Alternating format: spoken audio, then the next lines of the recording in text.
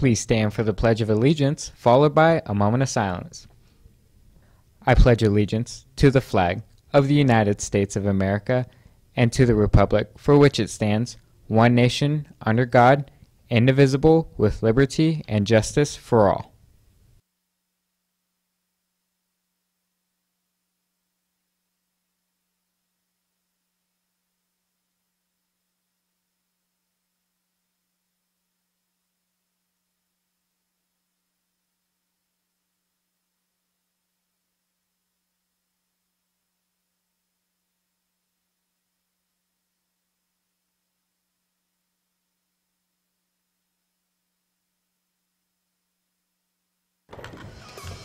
Coming up today on FST News, snow day terrors are finally ending in a way not many expected. Find out what happened at the district board meeting last night that's changing the rest of the school year.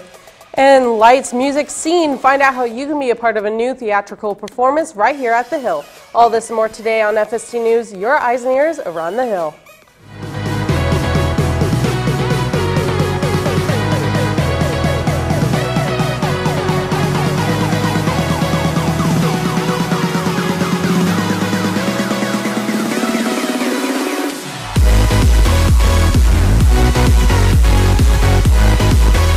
Good morning. Today is Friday, March 15th. I'm Kaylee Goodwin. And I'm Logan Winter. We start today's end of the week wrap up with the end of this terrors that struck Foothill. The snow day terrors are finally coming to an end, or at least everyone hopes they are. Over the past few weeks, we've seen musicals canceled, concerts moved, and uncertainty cast over the hill. But the light is finally shining through. Last night at the district board meeting, a day was finally decided as our makeup day for our unexpected snow day.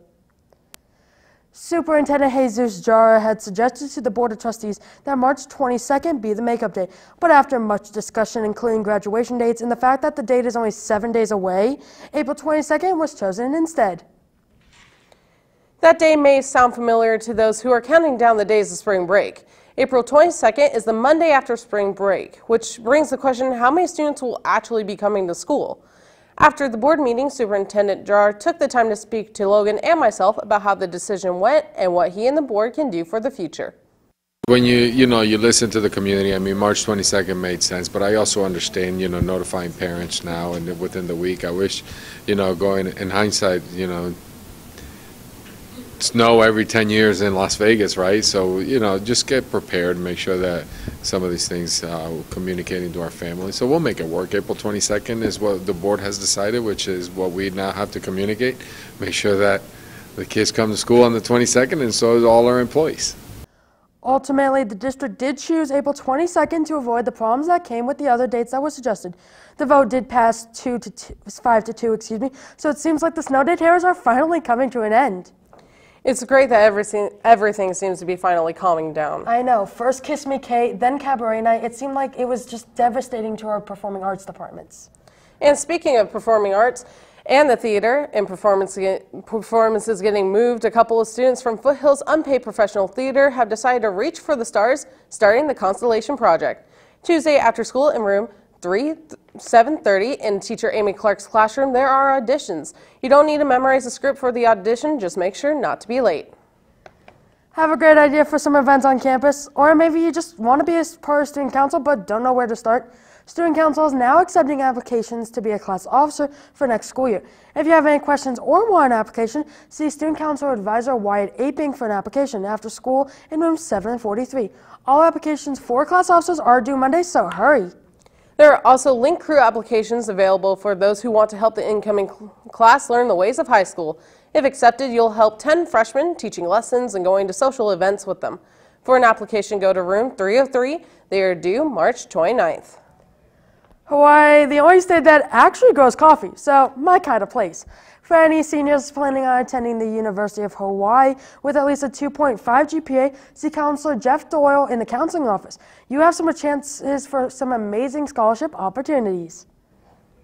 If you don't know what you want to do in the future, the career fair is here Wednesday from 7 a.m. to 12:30 p.m. Make sure to dress professionally, bring resumes, paper, and a pen. You never know what could happen. This is only for juniors and seniors. Sadly, you won't be able to bust out your games after school today. There's no games club today, but the club will resume like normal next week. When we come back, find out what happened in the world of sports this week. And find out if your favorite social media apps are still down. FST News, your eyes and ears around the hill. We'll be right back.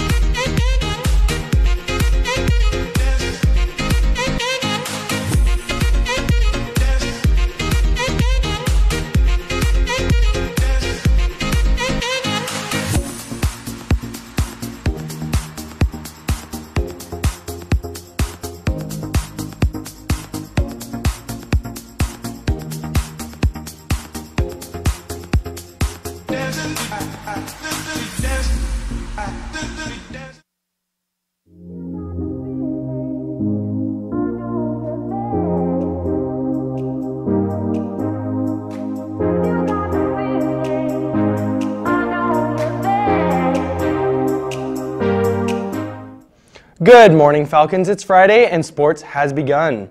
Boys volleyball had 2 games this week. First was against Cimarron, with all 3 teams sweeping them, not losing a single set. Sadly, on Wednesday, our varsity and JV lost to Centennial, but the freshman team won in 2 sets. And on Tuesday, your boys baseball played against El Dorado, winning 4-0. Moving it on over to the field, there's a lacrosse game at the Hill at 6 against Centennial. This is their very first home game. Come out and cheer our Falcon lacrosse team. Catch us next week, Falcons. Have a great weekend. Now on to Tech Watch with our special guests who tell us about the horrible social media outrage. Hello, and welcome back to Tech Watch with your need to know top tech news of the week. I'm choir president and boys tennis captain. Hello, and welcome back to Tech Watch with your need to know top tech news of the week. I'm choir president and boys tennis captain Joel Benavidez. And I'm Wisconsin-bound rowing athlete and all-around ladies man Gabe Kristoff. On Wednesday night, all of the Facebook's own social media apps shut down due to suffering an outage. The company confirmed that it had experienced the most severe outage in its history, with key services rendered unusable for users globally for most of the night. The last time anything like this happened was back in 2008, when we were in elementary school. Back then, the company only had 150 million users compared to the 2.3 billion it has now. When the outage happened, Facebook, Instagram, and the company's 2 messaging apps were all affected. The cause of the interruption hasn't been made public yet, but Facebook has denied any rumors that it was due to a distributed denial of service or DDoS attack. Many reported they couldn't refresh feeds or post on the social media apps, and some claimed it was a sign that the world was ending without social media. Obviously, when the apps were brought back online, it showed that we had all survived the apocalypse. But for now, that's all the top tech news we have for you this week. Find out more top tech news next week on Tech Watch. Thanks, guys. You know, Kaylee, it's still a little strange seeing special guests do our Tech Watch point. It is strange, but I think it's cool how it's impacted the Foothill as a whole, honestly. I know, and that's why we want some seniors to come guest star Tech Watch. So if you're a senior and want to be a guest anchor on Tech Watch, don't hesitate. Go to fstnews.com and search Seniors Tech Watch. But for now, that's all the news going on around the hill today. Falcons, follow us on Facebook, Instagram, and Twitter at FST News. And from all of us here at FST News, have a great weekend, and we'll see you back here next week for our new 4-day week.